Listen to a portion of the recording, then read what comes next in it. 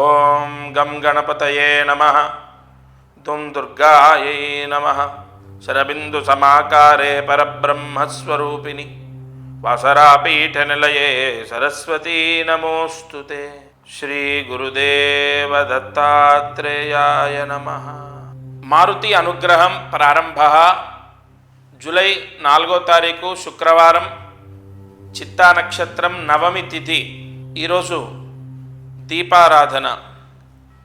నవమి దీపము సంపూర్ణ కష్టాలని, కష్టాలని విముక్తి చేస్తుంది. ఈరోజు విప్ప నూనెతో దీపం వెలిగించండి. దీపం జ్యోతి పరబ్రహ్మ, దీపం జ్యోతి జనార్దన, దీపో హరతు మే పాపం, ప్రాతర్దీపం నమోస్తుతే. ఈ రోజున చిత్తా నక్షత్రం కదా, ఈ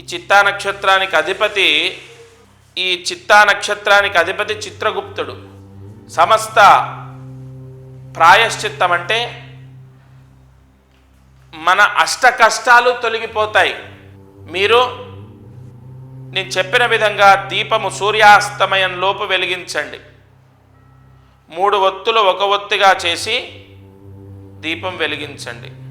ఇక ఈరోజు రోహిణి నక్షత్రం వాళ్ళకు ఒక పరిహారం. ఈ రోహిణి నక్షత్రంలో జన్మించిన వాళ్ళు నేను చెప్పిన విధంగా ఈరోజు పరిహారం చేసుకుంటే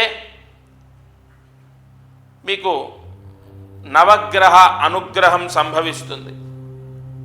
దగ్గరలో ఉన్న దేవాలయంలో నవగ్రహాలకు 9 ప్రదక్షిణాలు చేయాలి. ఆదిత్యాయ చ సోమాయ మంగళాయ బుధాయ చ గురు శుక్ర శనిభ్యశ్చ రాహవే కేతవే నమః. మన హైందవ ధర్మం ఎంత గొప్పదంటే, మన భారతదేశం ఎంత గొప్పదంటే, ఈ మంత్రాలు చదువుతూ బ్రతికే అంత వినసొంపుగా ఉంటాయి. జటాట విగ్గల జల ప్రవాహ పాహితస్థలేకలేవలంబలంబితాంబుజంగ తుంగ మాలికాం ధగద్ధగద్ధగద్ధగన్ నినాదగద్ధమరవయం ప్రచండ చండ తాండవం తనూతన శివ శివం. చైతన్యం పవనం వనం వనవనం వాణం వనం వామనం మాయాజాలధవం ధవం ధవధవం మాయాధవం మాధవం నిత్యం సారసరం సరం సరం సరసరం సారం సరం సాగరం వైకుంఠం భువనం భువం భువ భువం భావం భువం భుజ్యతే. చూడండి, ఇవన్నీ ఎంత అంటే వినడానికి ఎంత అందంగా ఉంటాయంటే, ఈరోజు ఇవన్నీ ఎందుకు చెప్పారంటే, ఆదిత్యాయ సోమాయ మంగళాయ బుధాయ చ అని స్తోత్రం చదవగానే మంత్రాల మీద, స్తోత్రాల మీద, హైందవ ధర్మం మీద ఎంతో ప్రేమ, అంతులేని ప్రేమ.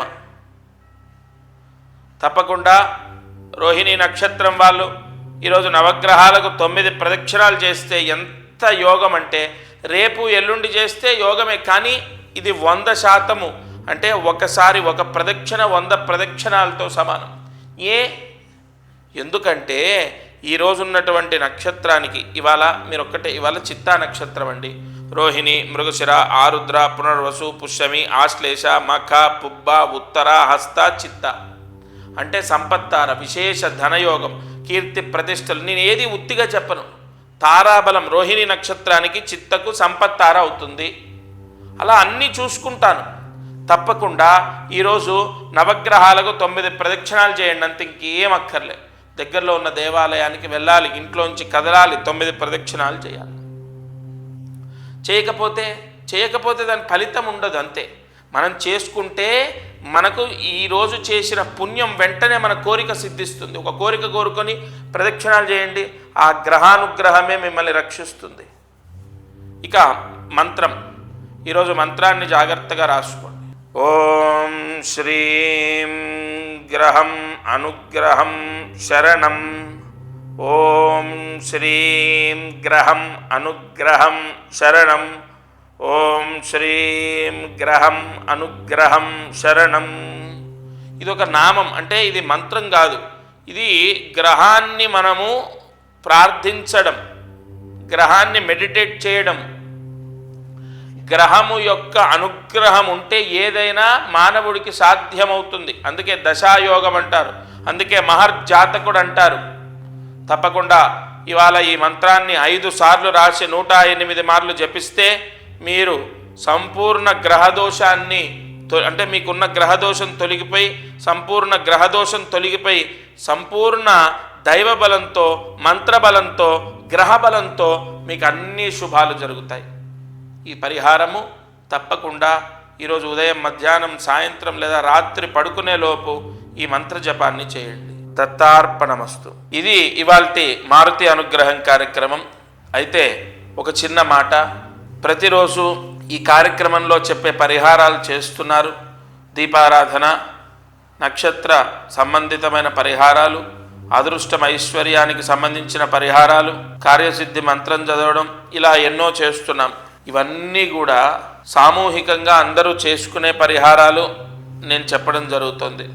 అయితే ధనయోగం, గృహయోగం, వ్యాపార యోగం, ముఖ్యంగా పిల్లలు చదువుకోవాలి, చదువు పూర్తి కావాలి, చదువుకోవాలి, లేదా చదువు పూర్తయిన వాళ్ళకు మంచి ఉద్యోగం రావాలి, లేదు వివాహం అవ్వాలి, లేదు విదేశాలకు వెళ్ళాలి, మంచి సంబంధం వచ్చి వివాహం అవ్వాలి, పిల్లలు మేము చెప్పిన మాట వినాలి, ముఖ్యంగా మొండితనం పోవాలి, ఎదురు మాట్లాడకూడదు, ఇలా చాలా చాలా సమస్యలతో రోజు సతమతం అవుతాం. ఆరోగ్య సమస్యలతో, ఆస్తి సమస్యలు, ఏదైనా స్థలం అమ్ముడు పోవట్లేదని, లేదంటే అప్పులు తీరాలని, ఇలా చాలా సమస్యలు. నేను ఒక్కటే చెప్తున్నాను, జూలై నెలలో మీరు గురువు మారారు.